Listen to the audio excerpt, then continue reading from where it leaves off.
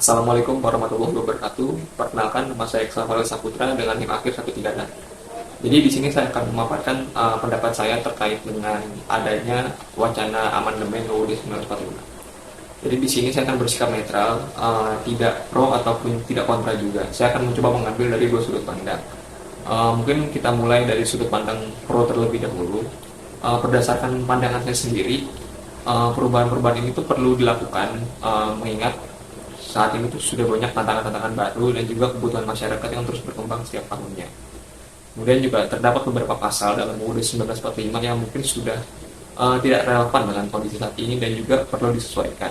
Seperti misalnya penguatan sistem demokrasi, kemudian perlindungan hak asasi manusia dan juga penegakan hukum.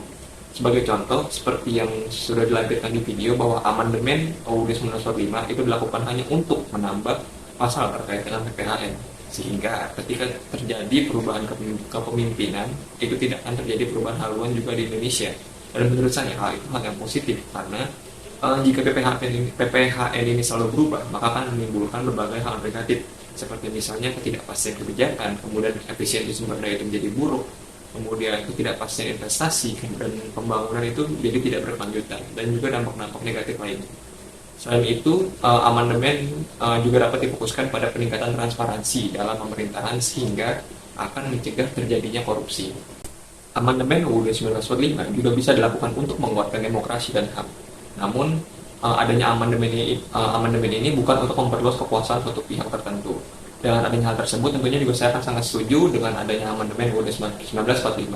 Karena prinsip dari demokrasi dan HAM ini merupakan fondasi utama suatu negara hukum yang didasarkan pada Pancasila itu sendiri.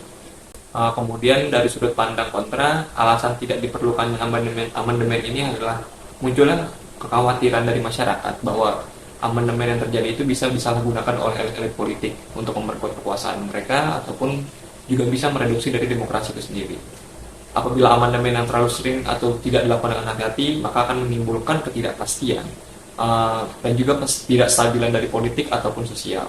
Selain itu, munculnya kekhawatiran bahwa proses amandemen ini bisa mengalihkan fokus dari masalah-masalah yang mendesak lainnya, yang juga membutuhkan perhatian segera. Jadi, kesimpulan dari saya adalah, menurut saya amandemen UUD 1945 ini perlu dilakukan jika mampu menguatkan demokrasi, HAM, kemudian mampu meningkatkan kesejahteraan masyarakat, serta sebagai bentuk dari adaptasi pemerintah terhadap tantangan-tantangan baru. Dan juga amandemen UUD 1945 ini tidak perlu dilakukan jika hanya untuk menguntungkan pihak-pihak tertentu yang tentunya bisa saja hal itu menyebabkan kerugian bagi pihak-pihak lainnya.